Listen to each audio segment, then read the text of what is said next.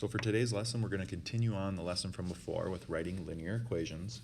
However, today our focus is on looking at writing equations giving 2 points and writing equations that are parallel and perpendicular to other lines. So let's take a look at the steps for writing an equation given 2 points. So here we're given 2 points, so we'll call it x1, y1, comma x2, y2, whatever that might be. So remember, when you're finding an equation of a line and we're using that point slope form, y minus y1 equals m times x minus x1, you definitely need slope no matter what to find the equation of the line. And then from here, the x1, y1 is we can really choose either point to plug in, doesn't matter which one, but that's our process here. So if I wanted to find slope first, the first step is I have to use the slope formula.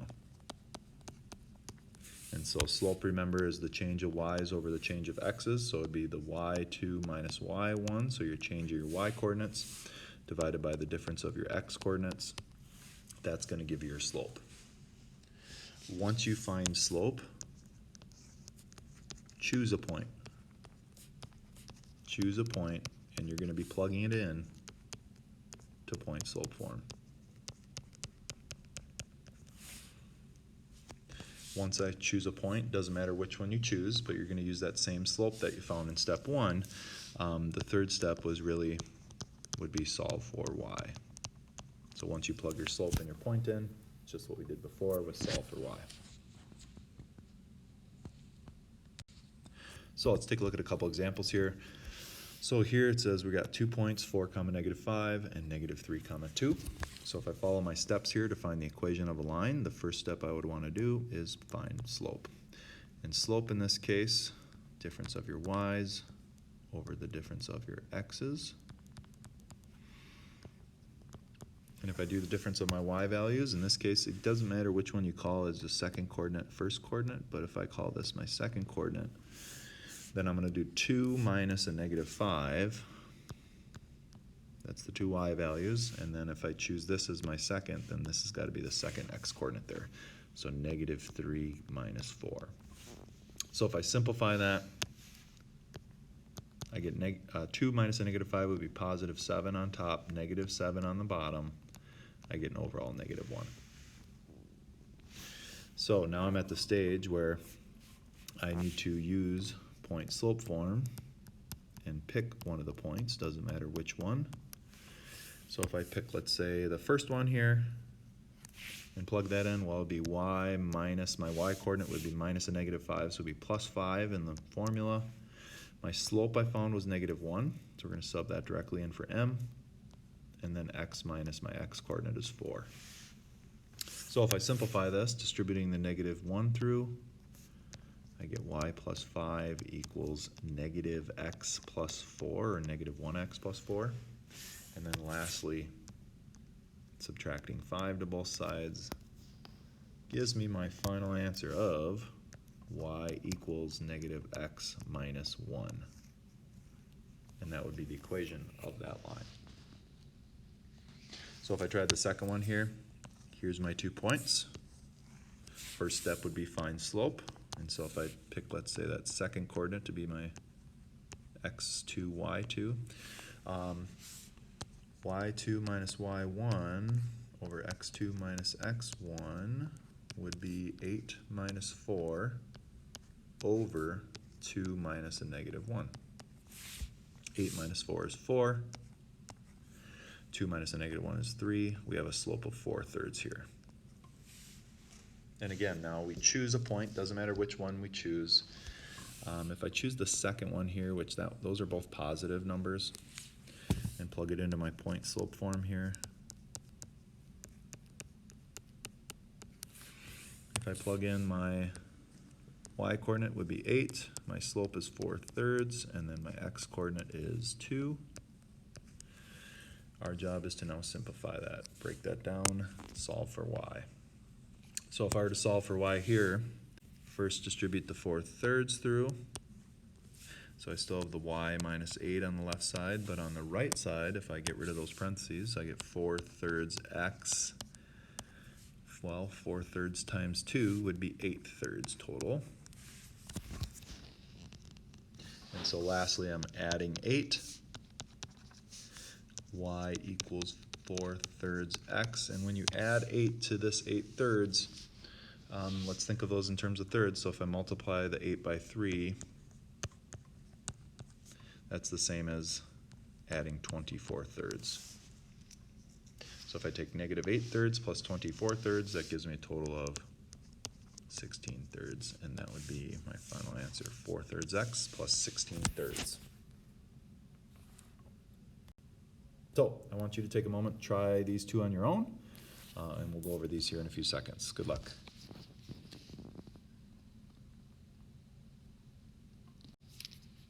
So with the first one, if I were to find the slope here, y2 minus y1 would be -8 minus a -1 over -3 minus a -5. A lot of negatives with this first one. So the first one, the slope, let's see, -8 plus 1 would be -7 on top, and -3 plus 5 would be +2. So it looks like I get a -7/2 for the slope there. Now if I choose a point, doesn't matter which one, so if I choose the -5, -1, write down my point slope form first, plug that in, so minus a -1 would be +1. My slope is -7/2 we found, and the x coordinate here would be -5, so it'd be minus a -5, so +5 inside. And so your job is to simplify and solve for y here. If I distribute that -7/2 through, I get -7/2 x. -7 times 5 would be -35/2 there for the 7/2 times 5 part. And then if I subtract 1 from both sides, subtracting 1 is like thinking about subtracting 2 halves. And so if I subtract 2 off from -35, that ends up being -37/2 overall. There's my answer for the first one you should have got. For the second one, if I find slope -5 minus 7 over 6 minus a -3, looks like I get -12 over +9. Looks like I get a -4 over 3 slope here. So if I choose a point, doesn't matter which one, let's say the first one here, y minus my y coordinate is 7, my slope is 4/3, so I'm plugging it into the point slope form, and then it'd be x minus a -3 would be +3. And so if I simplify by distributing the 4/3 through, it'd be y minus 7 equals -4/3 x plus, well, I guess that changed into minus 12/3, which 12/3 itself is 4. So I can think of that as -4 in the end.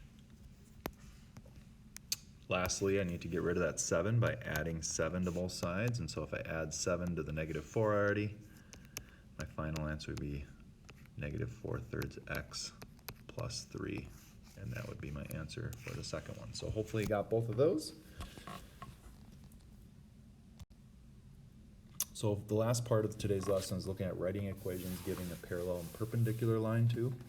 So the big thing you got to remember is if you're having parallel lines that never touch, that they have the same slope always. Okay, so if it says you want something parallel lines to, then you want to have it a line that has the same slope as the equation of the line that's given. For perpendicular lines, they cross at a 90-degree angle. Perpendicular lines do. So the slope here ends up being what we call the opposite reciprocal. So if we have a slope of -1/2, that its opposite reciprocal would be, number one, it's opposite of negative, so it's going to be positive now. And the reciprocal means you flip that fraction, so it ends up being +2 over 1 or just +2. And so if I have a slope of 3/4, the opposite reciprocal there is, well, opposite would be negative, and if I flip 3/4, that ends up being 4/3. So let's take a look at these two examples. The first one says, write an equation of line that's parallel to this line, so negative x plus 6, but it also has to go through this point, 5 comma 0. Well, if it's parallel to, that means it has the same slope as that line that's given. And if you look at the line that's given, it's got to have a slope that's the same, which is negative 1 here. So we know the slope of the parallel line has to be negative 1, because it's got to be the same as that equation. But we also want it to go through the point 5 comma 0. Here's my slope, here's my point slope form to find the equation. And so if I plug in my point, which is 0 for the y coordinate, my slope's negative 1, my x coordinate's negative 5, and I simplify. If I distribute that negative 1 through, it looks like I get y equals negative x plus 5, and that would be my answer here. So for the last one, I want something perpendicular to the line. In fact, the line given is y equals 3/2 x plus 6, and you also want it to go through this point, 4 comma 5. Well, notice the slope here is 3/2. If I want something perpendicular to, I want the opposite reciprocal of 3/2, which in this case would be negative 2/3. It's got to be negative because the original slope is positive, and if I flip 3/2, it's 2/3. So I have a slope that I want to be negative 2/3, and I have a point that it goes through, 4 comma 5, point slope form.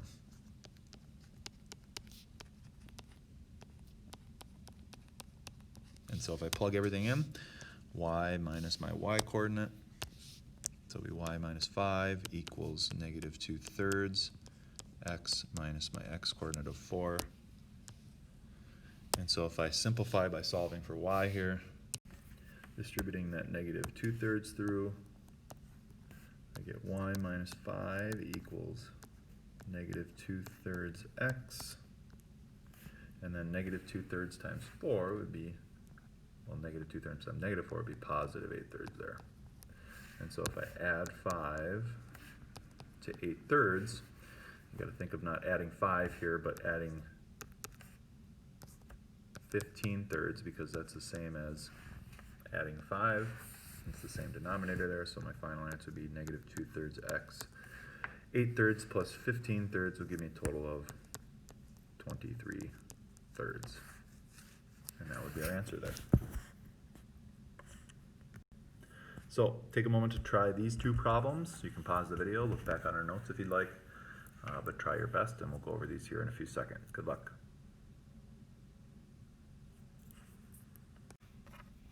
So for the first one, it says we want one that's perpendicular to this line that's given, but also goes through the point 2,6. So if it's perpendicular, we want the opposite reciprocal of the negative 1/3 here. So opposite would be positive, reciprocal of 1/3 would be 3. And so we want a slope that's positive 3. That would be perpendicular to that. But also goes through the point 2,6. So if I write my point slope form down and plug in my point and slope, looks like I get y minus 6 equals 3 times x minus 2. And if I distribute that 3 through, I get y minus 6 equals 3x minus 6. So if I add 6 to negative 6, looks like I'm left with just 3x here, because you'd have plus 0 there. So for the next one, you want one that's parallel to the given line. So if it's parallel, that means it has to have the same slope as the one in front.